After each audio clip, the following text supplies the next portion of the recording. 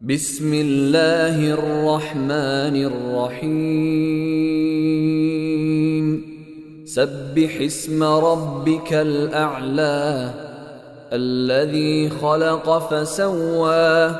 والذي قدر فهدى والذي أخرج المرعى فجعله غثاء أحوى سنقرئك فلا تنسى إلا ما شاء الله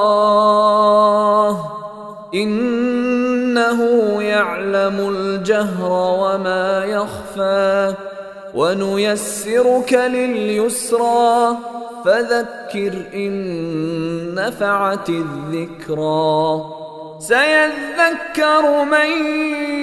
يخشى ويتجنبها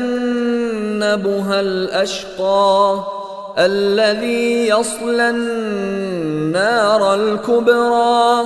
ثم لا يموت فيها ولا يحيا قد أفلح من تزكى وذكر اسم ربه فصلى بل تؤثرون الحياة الدنيا والآخرة خير وأبقى إن هذا لفي الصحف الأولى صحف إبراهيم وموسى